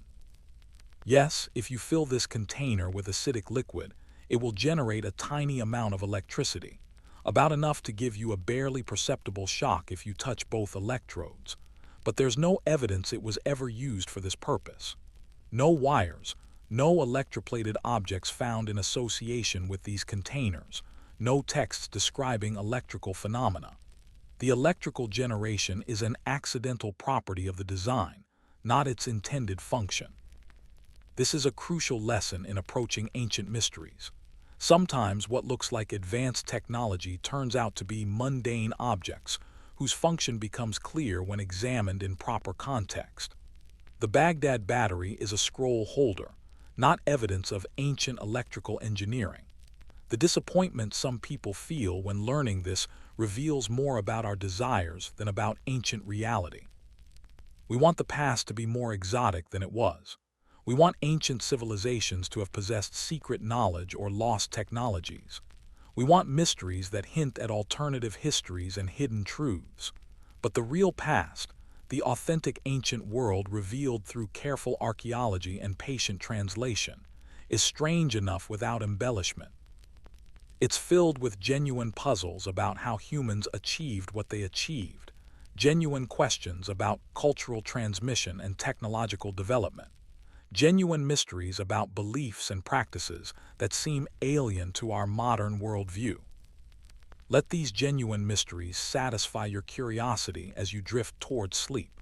Let your mind wander through the real ruins of ancient Mesopotamia, not imaginary spacecraft landing sites, but actual cities built from mud, brick, and human labor, where real people lived and loved and worshipped gods they believed controlled their fates. These people left us their words pressed into clay, their artifacts buried in the earth, their thoughts and fears and hopes waiting to be understood by those patient enough to listen without imposing modern fantasies onto ancient realities. Breathe slowly now. Feel the weight of authentic history settling over you like dust accumulating over millennia, like sediment building tells from the ruins of cities. The story is almost complete. One final section remains, but you don't need to stay awake for it. Sleep is calling. The tablets will keep their truths safe until you're ready to hear the conclusion. Rest now. Let the weight of 5,000 years press gently upon your eyelids, sealing them closed like clay tablets sealed for preservation, keeping their contents safe until the appointed time. The mystery continues in dreams. The Sumerian problem, as it's called, may be partly an illusion created by the accidents of preservation and discovery. The earliest phases of Mesopotamian settlement occurred during a period of rising sea levels at the end of the last ice age. Many of the oldest sites are likely underwater or buried beneath meters of alluvial sediment. What we see as sudden emergence might actually reflect a longer developmental process that we simply haven't found yet. Moreover, the development of civilization isn't always gradual and linear. Sometimes, several separate innovations come together in a short period, creating what appears to be sudden transformation. Writing, for instance, seems to emerge very quickly around 3200 BCE. But writing didn't develop in isolation. It required settled communities, surplus food production allowing some people to specialize as scribes, economic complexity requiring record keeping, and social stratification creating a need for permanent records of transactions and ownership. When all these conditions aligned in southern Mesopotamia, writing could develop relatively rapidly. Same with other aspects of Sumerian civilization. They didn't appear from nowhere, but they came together in a perfect storm of social, environmental, and technological conditions. American excavations at Uruk in the 1920s and 1930s, led by teams from the University of Pennsylvania, revealed another fascinating aspect of early Mesopotamian civilization. The city of Uruk, which flourished around 3200 BCE, covered nearly 600 acres and may have housed up to 50,000 people, making it one of the largest cities in the world at that time. The scale of Uruk is impressive, but what's even more remarkable is its sudden expansion. Around 3400 BCE, Uruk was a modest settlement. By 3200 BCE, It had exploded into a genuine urban center with massive temple complexes, administrative buildings, and residential quarters. This rapid urbanization corresponds with the emergence of writing, the development of the potter's wheel, and significant advances in metallurgy. It was a period of intense innovation and social change. Some have speculated about external stimulus for this rapid development. Could the Anunnaki have provided advanced knowledge? But archaeologists can trace the developmental stages of each innovation, showing how they emerged from earlier, simpler forms through gradual experimentation and improvement. The famous Uruk vase, discovered in the ruins of the Inanna Temple, provides insight into how the early Mesopotamians themselves understood civilization's origins.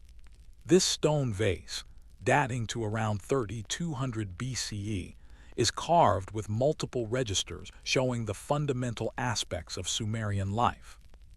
At the bottom are plants and water, agriculture and irrigation.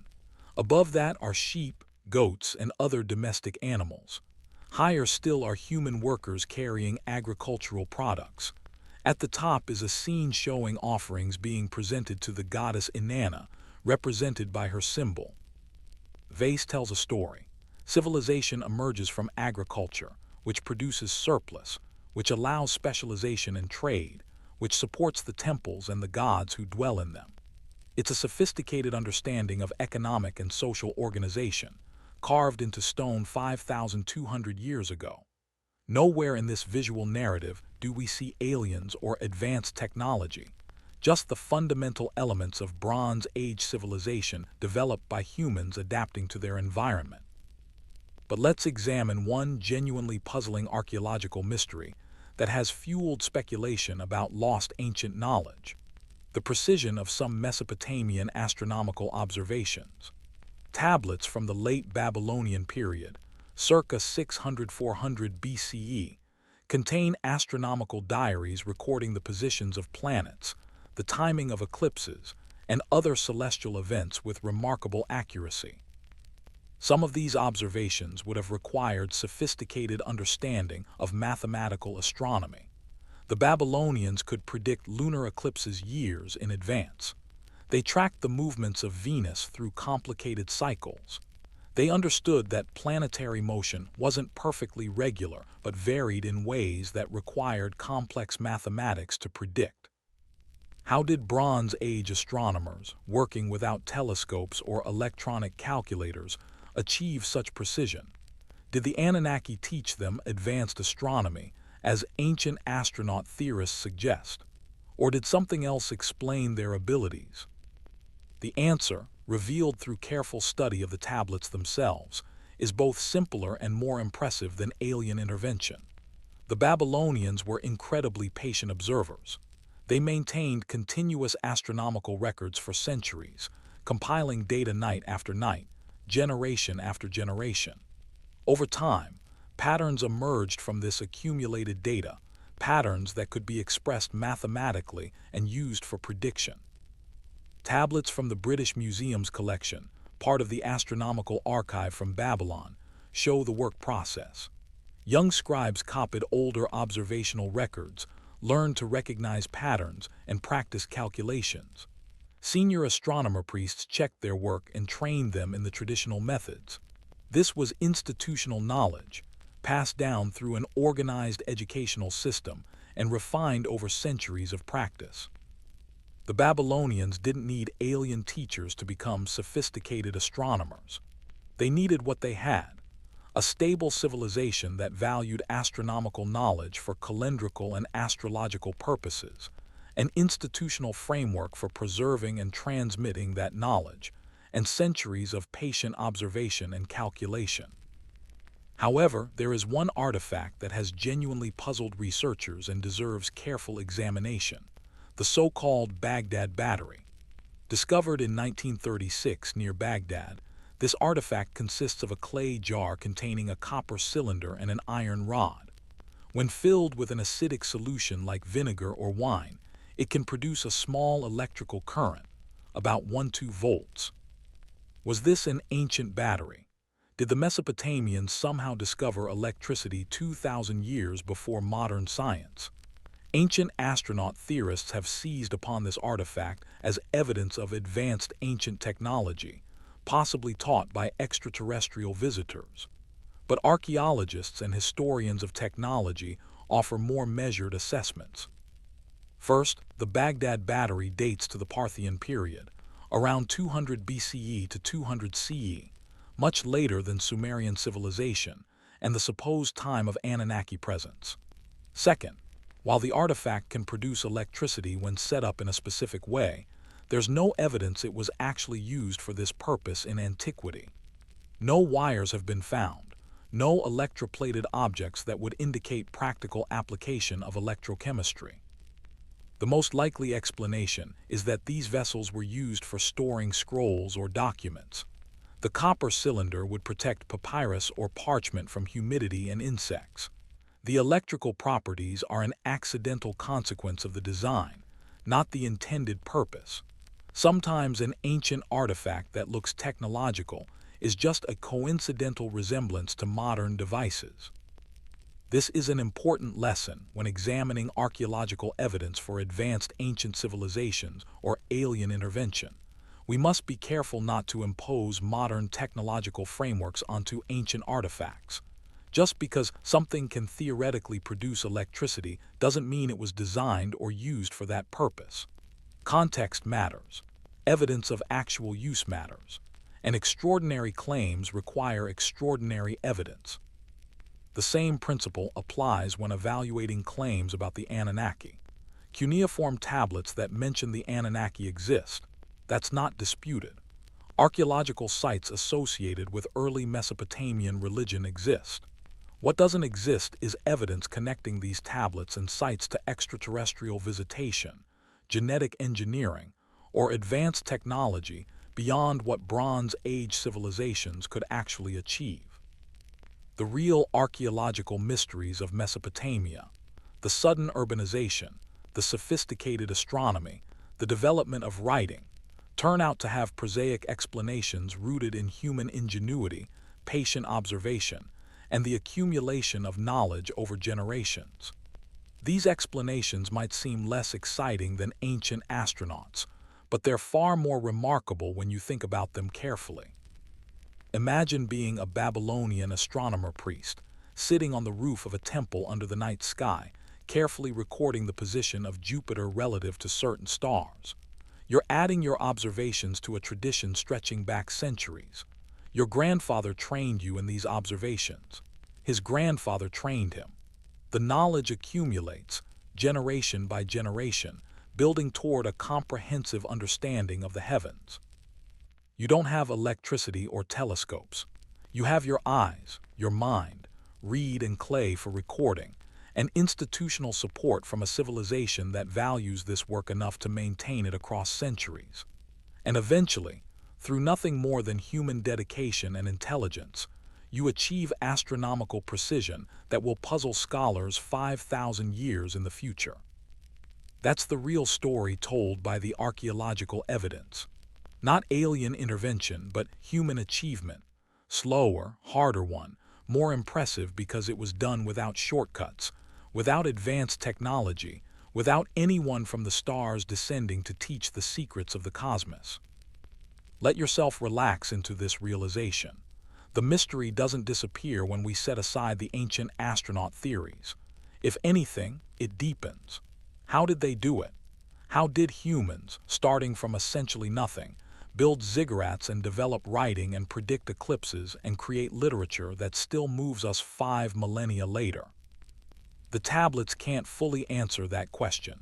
The ruins preserve their secrets, but maybe that's appropriate. Maybe some mysteries are meant to remain mysterious, calling to us across time, inviting endless wonder. Consider one final piece of evidence: the consistency of Mesopotamian iconography across thousands of years. Cylinder seals from 2500 BCE show the same divine symbols, the same mythological scenes, the same hierarchical arrangements as seals carved 1,000 years later. The winged sun disk representing divine presence, the the tree of life flanked by guardian figures, the hero wrestling lions or serpents. These images weren't randomly invented. They were carefully preserved, copied, transmitted across generations with remarkable fidelity. This consistency suggests something profound about Mesopotamian culture. They valued continuity over innovation, tradition over novelty. Their goal wasn't to create new interpretations of the divine, but to preserve ancient understanding, to maintain the patterns established by their ancestors, to keep faith with the past.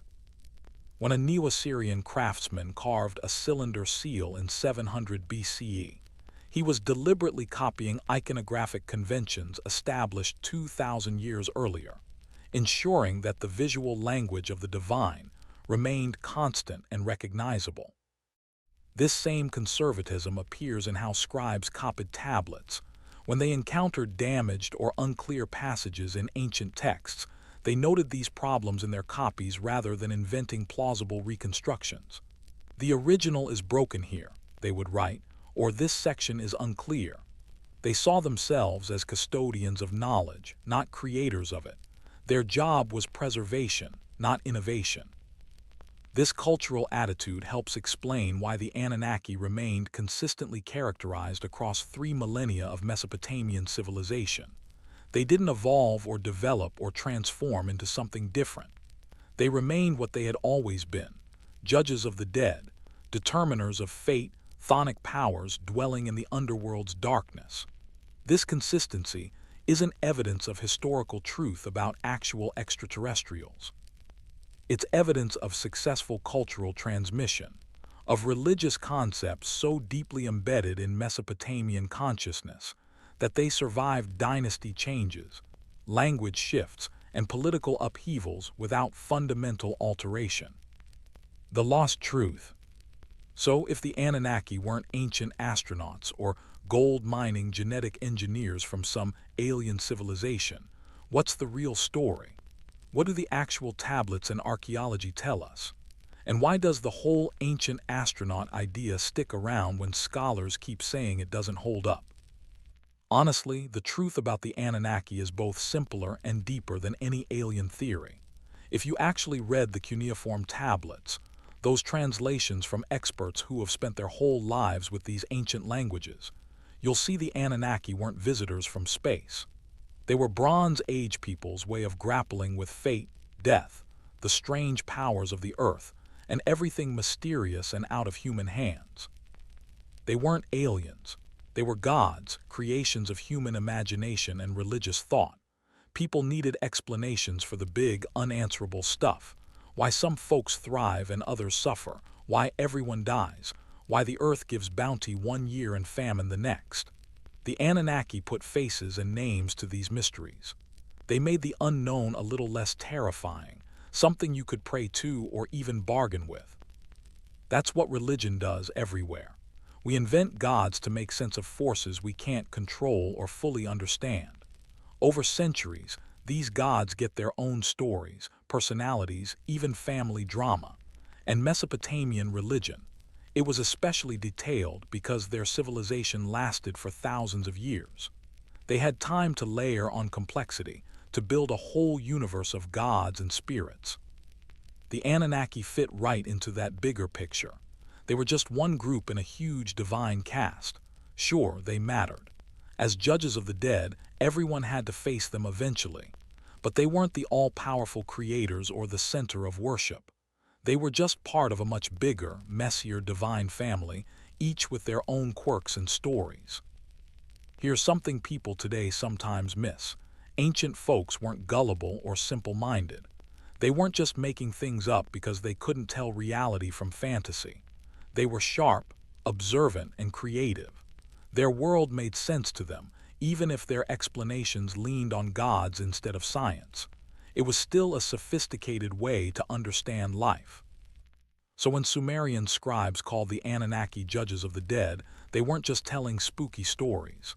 They were wrestling with the idea that death makes everyone equal. Rich or poor, king or servant, everyone faces the same judgment. The Anunnaki were the ultimate authority. No one got a pass. That's deep thinking, not just superstition. And those Akkadian poets who wrote about the Anunnaki deciding human fate, they were struggling with questions we still ask. Why do good people suffer? Where's the justice in the world? Their answer was a sort of divine bureaucracy, a bunch of gods, each with their own goals, bargaining and arguing over human destiny. It's not exactly the kind of answer modern people want. We like clear rules and fair outcomes. The Mesopotamians lived with ambiguity. Their gods had moods, they fought, they changed their minds, they helped or hurt humans for reasons that weren't always noble. Sometimes they acted almost petty, got annoyed at human noise, for example. Maybe that's one reason the ancient astronaut theory is so catchy. Turning the Anunnaki into aliens turns a complicated, messy theology into a much simpler story. Aliens are easy to get. They want gold, they need workers, they've got tech. That's a lot less confusing than a bunch of unpredictable gods, creators and destroyers at the same time, running an immortal bureaucracy where nothing is certain and everyone's fate is up for grabs. The ancient astronaut theory also appeals to modern discomfort with organized religion and religious authority. If the Anunnaki were aliens, then the priests who claimed to speak for them were either deceived or deliberately deceiving others. The entire religious system becomes suspect. This fits comfortably with contemporary skepticism about religious institutions and their claims to special knowledge or divine authorization. Moreover, the ancient astronaut narrative offers something that feels empowering. The idea that we're not alone in the universe, that intelligent life has visited Earth, that humanity's achievements might be less impressive than we thought, but also that we're part of a larger cosmic community. There's appeal in thinking that someone out there knows the answers to our deepest questions, even if they're not sharing those answers right now. But this appeal comes at a cost. The cost of misunderstanding and misrepresenting an entire civilization's religious and cultural heritage. When we insist on reading Sumerian tablets as descriptions of ancient astronauts, we're not honoring Mesopotamian culture. We're erasing it, replacing their actual beliefs and sophisticated theological thinking with modern science fiction tropes. The tablets themselves become props in our contemporary narratives, rather than being respected as expressions of ancient Mesopotamian worldviews. The Sumerians, Akkadians, and Babylonians deserve better than to have their religious literature cherry-picked and mistranslated to support theories they never imagined and wouldn't recognize. So what's the truly lost truth? Perhaps it's this. We've lost the ability to read ancient religious texts on their own terms, to appreciate them as expressions of human creativity and philosophical depth, without needing them to be something else. We've lost patience with ambiguity and complexity, preferring simple narratives about ancient astronauts to the harder work of understanding Bronze Age theology. The Anunnaki, as they actually appear in cuneiform tablets, are fascinating precisely because they're not aliens. They reveal how people 5,000 years ago thought about death, fate, divine authority, and the relationship between humans and gods. They show us a worldview radically different from our own, yet recognizably human in its concerns and questions. When Sumerian poets described Inanna's descent to the underworld and her judgment by the Anunnaki, they were exploring themes of death and rebirth, of what might lie beyond mortality, of whether divine power extends even into the realm of the dead. These are universal human concerns, expressed through the specific cultural and religious framework of ancient Mesopotamia. When the Atrahasis epic described the Anunnaki rebelling against hard labor, it was offering social commentary. Even gods, apparently, don't want to do backbreaking agricultural work. The creation of humanity to take over this labor isn't presented as a happy solution, but as a compromise with troubling implications. Are humans merely slaves to the gods? What obligations do the gods have toward their created servants? These are questions of justice, purpose, and the human condition, wrapped in mythological narrative. The lost truth isn't about extraterrestrials or genetic engineering. It's about recovering the authentic meaning of these ancient texts, understanding them as products of human religious imagination and philosophical inquiry. It's about recognizing that the Sumerians and their successors were sophisticated thinkers who deserve to be taken seriously on their own terms. This matters because how we interpret ancient texts affects how we understand ourselves. If we see the Anunnaki as aliens, we're essentially saying that human civilization required external intervention, that we couldn't have developed culture and technology on our own. This is a diminishment of human achievement, a refusal to give our ancestors credit for their genuine accomplishments. But if we see the Anunnaki as gods created by human religious thought, we're recognizing human creativity and intellectual depth.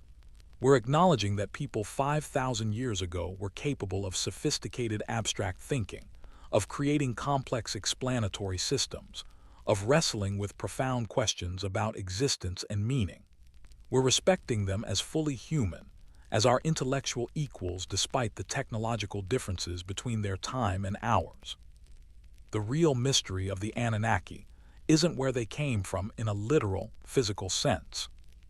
It's how Bronze Age Mesopotamians developed such elaborate theological systems, how they organized their religious thinking into complex hierarchies and mythological narratives, how they used these narratives to explore questions that still occupy philosophers and theologians today. That mystery remains even when we set aside the ancient astronaut interpretation. In fact, it becomes more mysterious, more worthy of contemplation, because explaining Sumerian religion as the result of alien contact actually trivializes it, makes it simple. Recognizing it as authentic human cultural creation makes it profound. Let yourself sink deeper into rest now. Your breathing has found its natural rhythm, slow, steady, effortless. Your body has released the tension it's been carrying. Your mind is beginning to wander, thoughts becoming dreamlike, boundaries between memory and imagination growing soft and permeable. Imagine yourself back in that museum storage room, surrounded by shelves holding thousands of clay tablets. Each one represents hours of ancient labor, a scribe sitting cross-legged on a mat, a lump of fresh clay in his lap, a reed stylus in his hand. He's copying a text that matters to him, to his culture, to his understanding of the cosmos. Each cuneiform wedge he presses into the soft clay is an act of preservation, an attempt to save knowledge from time's erosive power. Some of these texts are sacred hymns, prayers to be recited in temples during festivals and daily rituals. The scribe copies them with special care, knowing that mistakes could compromise their spiritual efficacy. He whispers the words as he writes, feeling their rhythm, ensuring he captures their exact phrasing. These aren't just documents, they're verbal charms, sequences of sounds believed to have power when properly spoken, capable of invoking divine presence or altering fate. Other tablets contain medical knowledge, lists of symptoms, diagnoses, treatments. The scribe copying these is preserving practical wisdom accumulated over generations. He's ensuring that future physicians will know which plants cure which ailments, which incantations accompany which remedies, which demons cause which diseases. This is how medical knowledge survives in a world without printing presses or universities, through careful copying, through dedicated preservation, through the labor of scribes who understand their guardians of crucial information. Still other tablets hold literature, myths and epics, the stories that explain how the world came to be, why humans exist, what happens after death. The scribe copying the Atrahasis epic or Inanna's descent isn't just recording entertainment. He's preserving his culture's answers to ultimate questions, the narratives that give meaning to existence, the stories that connect his contemporary world to an ancient past stretching back before memory. And scattered throughout all these different categories, hymns, medical texts, myths, administrative records, legal contracts, letters, appear references to the Anunnaki. Sometimes just a mention, sometimes a major role, but always consistent in their characterization. They're the judges, the fate determiners, the chthonic powers, the divine bureaucracy that keeps the cosmic order functioning even in realms beyond human sight. The scribes copying these texts don't question whether the Anunnaki exist. That's not a concern for them, any more than you question whether justice exists or fate exists. The Anunnaki are real in the way that forces and principles are real.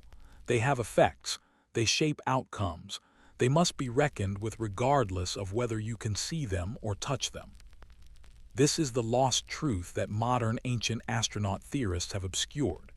The Anunnaki were real to the people who wrote about them, but real in a religious and philosophical sense, not in a physical, extraterrestrial sense.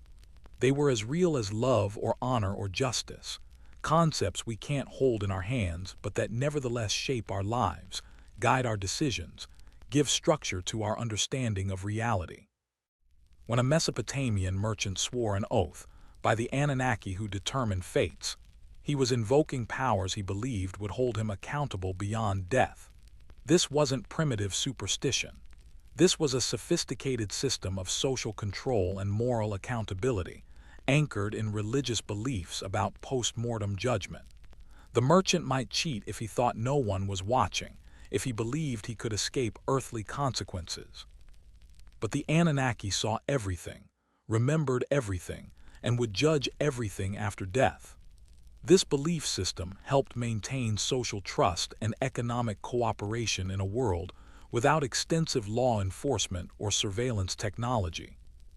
When a sick person recited an incantation addressing the Anunnaki, asking them to reverse an unfavorable fate, she was engaging in a form of what modern psychologists might call cognitive reframing.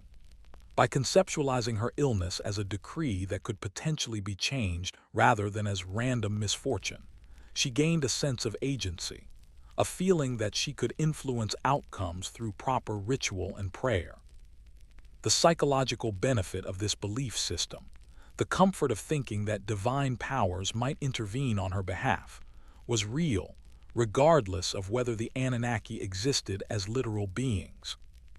These are the kinds of truths the tablets actually preserve, not evidence of ancient astronauts, but evidence of how Bronze Age people created meaning, maintained social order, coped with suffering and mortality, organized their understanding of a vast and often incomprehensible cosmos.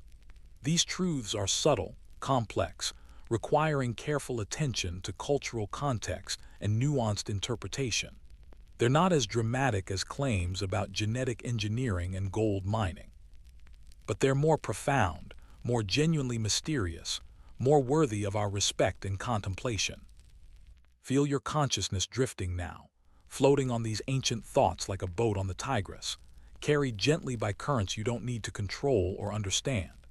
The Anunnaki are receding into proper historical and theological perspective, not aliens, but artifacts of ancient religious imagination, windows into Bronze Age consciousness, reminders that humans have always wondered about fate and death and divine power, always created elaborate systems to make sense of these mysteries. In the darkness behind your closed eyes, you might see them now, not as the extraterrestrials of television documentaries, but as the ancient Mesopotamians actually imagined them. 7 figures shrouded in shadow, sitting in judgment in the deepest chamber of the underworld. They don't speak individually. They're not distinct personalities like the great gods above. They speak as one voice, pronouncing fates with the weight of absolute authority, determining the destinies of everyone who descends into their realm. They're not cruel, these judges. They're not kind either. They're beyond such human categories. They represent inevitability, the inescapable reality that all things end, all lives conclude, all accounts eventually come due. They're the divine embodiment of finality, and there's something almost peaceful in that, knowing that however chaotic life might be, however random fortune and misfortune might seem, there's an ultimate reckoning, a final judgment, a point where everything is weighed and measured and assigned its proper place in the cosmic order. The Mesopotamians feared the Anunnaki, certainly. Who wouldn't fear the prospect of being judged for one's entire life, knowing that nothing could be hidden, no deeds forgotten, no thoughts concealed. But they also found comfort in this fear, because it meant the universe made sense, followed rules, operated according to principles rather than pure chaos. The Anunnaki represented order extending even into death, justice persisting beyond mortality. This is what we've lost in our rush to reinterpret these ancient deities as extraterrestrial visitors. We've lost the authentic religious experience they provided to ancient worshippers, the genuine comfort and meaning and moral structure they offered. We've traded Bronze Age theology, sophisticated, subtle, philosophically rich, for modern science fiction, entertaining perhaps, but ultimately shallow, disconnected from the lived reality of ancient Mesopotamian civilization. The tablets deserve better. The people who created them deserve better. And we, as inheritors of all human history and culture, deserve better than to have our ancient heritage reduced to props in contemporary pseudoscientific narratives. Let yourself rest now in the authentic mystery, the real enigma of the Anunnaki. Not where they came from spatially. That question is answered. They came from human religious imagination.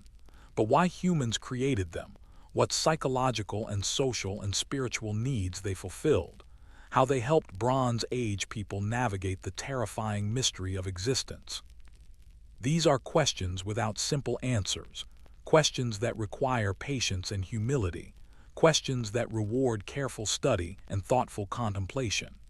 They're the kinds of questions that occupied ancient Mesopotamian scholars, that filled their philosophical texts, that drove their theological developments across thousands of years.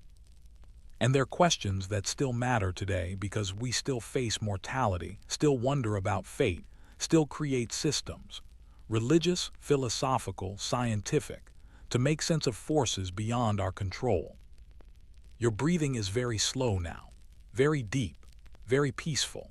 The weight of 5,000 years rests gently on your chest, not oppressive, but comforting, like an extra blanket on a cold night. You're connected to all those ancient scribes and priests and poets who wondered about the same mysteries you wonder about, who looked up at the same stars and down into the same earth, who knew they would die but hoped their words would survive. And their words did survive. The tablets made it through. They outlasted the civilization that created them, outlasted the languages they were written in, outlasted the gods they invoked. They sat buried in the earth for millennia, waiting patiently for people who would learn to read them, who would excavate them carefully, who would translate them responsibly, who would honor them as authentic expressions of ancient human consciousness rather than as coded messages from extraterrestrials. Tonight, you've honored those tablets. You've listened to what they actually say. You've resisted the temptation to read modern fantasies into ancient realities. You've given the Sumerians and their successors the respect of taking their religious texts seriously on their own terms. That's no small thing. In a culture saturated with ancient astronaut theories and pseudo-archaeological speculation, choosing to engage with the authentic evidence, to trust actual experts, to grapple with the complexity of Bronze Age theology rather than embracing simple extraterrestrial explanations. That requires intellectual courage and honesty. The Anunnaki thank you for this respect. Not really, of course. They're not real beings who can thank anyone for anything. But metaphorically, symbolically, the cultural legacy they represent, the human creativity and philosophical depth they embody, the authentic historical record they're part of, all of that is preserved and honored when we read the tablets accurately rather than imposing our wishes upon them. Sleep is very close now. You can feel it at the edges of your consciousness, soft and inviting, ready to receive you whenever you're ready to surrender. Don't fight it. Let yourself drift into that ancient darkness, that underworld of sleep where your conscious mind releases its hold and dreams take over, where the Anunnaki of your own imagination hold court, judging the day's experiences, filing memories, determining what will be remembered and what will fade. Morning feels a lifetime away, kind of irrelevant honestly when you're resting like this. But when you wake up, you'll see these ancient gods more clearly. They're not aliens, not proof of visitors from some distant world. They're artifacts. They show us how deep, how complicated humans really are. It's not about some hidden truth waiting to be uncovered. The truth was always here, just lost under layers of misunderstanding, waiting for someone to clear away the noise and really see what's underneath. The tablets sit quietly now. Their stories are told. They've shared their secrets, not the ones conspiracy theorists obsess over, but the real ones. The mysteries about how ancient people made sense of the world, how they built meaning, mapped out the cosmos, and faced the fact that everyone dies. Go ahead, rest. Dream of clay tablets and reed pens of scribes bent over their work, temples rising from the dust, ziggurats against the pale desert sky. Picture rivers flooding and shrinking back, cities rising out of the marshes, people inventing gods to make sense of what they couldn't explain. And then those gods become real enough to shape the world for thousands of years. Imagine the tablets pressed, fired, buried, found, studied, and finally understood. Not proof of aliens, but proof of humans. People just as creative, curious, and complicated as we are now. Somewhere the Anunnaki watch from history's shadows. They're not judging you, not deciding your destiny. They're just there, part of our long, strange journey, part of the endless collection of stories and ideas we've built together. They remind us we've always wondered, always asked questions, always built systems to try to explain mysteries we still don't get. Let that settle in. Sleep with that knowledge. Drift off among the tablets. Imagine the cuneiform signs, little wedge marks wandering through your dreams, carrying you deeper into rest, further away from wild theories, closer to the old truths. That truth was never really lost. It just waited, patient as baked clay, for someone to pay attention, to translate carefully, to respect the old voices that still echo from 5,000 years ago. Good night. May the Anunnaki grant you peaceful sleep. Maybe, if you listen, the tablets will whisper something true to you before morning. When you wake, maybe you'll see the real mysteries of Bronze Age Mesopotamia with clearer eyes, and be a little more skeptical of people who want to force modern fantasies onto ancient worlds. The library is closing. The lights are going out. The tablets are going back in their cases, safe and silent. But their wisdom doesn't vanish. It's still there for anyone patient enough to listen, careful enough to translate, humble enough to accept that sometimes the truth is stranger and more beautiful than any story we could make up. So rest, sleep, dream. The Anunnaki are done judging for tonight. They say you've earned your rest. For the next 8 hours, your fate is set. Deep sleep, good dreams, waking up refreshed. That's it. No appeals, no second chances. And you accept it. You let go. You sink into the dark, leaving behind the world of the waking, giving yourself over to the old rhythms of sleep, older than cities, older than writing, older than gods or stories or anything we can name. It starts with sleep. It ends with sleep. In between, little sparks of consciousness, like this one, fade, blur, and finally slip away into the dark where the Anunnaki wait. Not as aliens, but as old ideas, as guardians at the edge between dreaming and waking, life and death, the known and the unknown. Good night. The tablets have had their say. Their truth is yours now. Sleep takes you, and the Anunnaki find you worthy of the best kind of rest. Good night.